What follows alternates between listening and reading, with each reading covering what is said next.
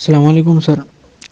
جو میرا interview experience تھا وہ کچھ اس طرح تھا کہ جب میں پہلے اندر گیا تو مجھ سے پہلا انٹروڈکشن پوچھا، پھر فیملی بیک گراؤنڈ کے بارے میں پوچھا، پھر بایولوجی کے ریلیٹڈ کچھ کویسچنس کیے، ان کے میں نے آنسر دیے، جیسے فورینزک سائنس میں سے کچھ پوچھا اور بایو چپ کے بارے میں کچھ اس طرح سے سوالات کیے۔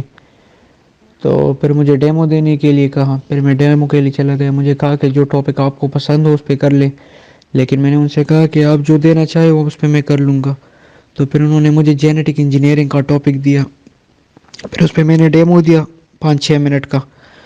پھر انہوں نے کہا آ جائے بیٹھ جائے، تو پھر میں گیا بیٹھ گیا۔ پھر انہوں نے پوچھا کہ ابھی آپ کیا کر رہے ہو؟ میں نے کہا کہ اس اکیڈمی میں لاہور میں ٹیوشن پڑھا رہا ہوں، اکیڈمی کا نام بتا دیا اور کہہ دیا کہ ابھی میں پنجاب یونیورسٹی سے سی ایم بی سے ایم فل کر رہا ہوں۔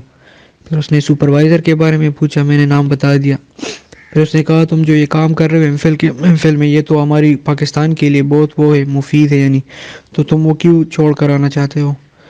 تو پھر میں نے بتا دیا کہ میں اپنی سپروائزر کے پرمیشن سے یہاں پہ آیا ہوں، میں نے اس سے اجازت لی ہے، اس لیے میں انٹرویو میں آیا ہوں۔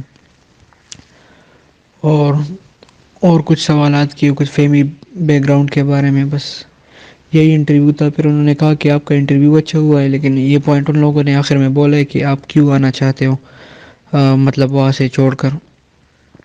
تو پھر انہوں نے کہا کہ آپ اسلام آباد جاؤ گے پھر جاب کے لیے؟ میں نے کہا بالکل جاؤں گا۔ ریلیجن کے حوالے سے تو بس یہی ایک کویسچن تھا، انہوں نے کہا تھا کہ صبح نماز پڑھی ہے؟ میں نے کہا جی الحمدللہ پڑھی ہے۔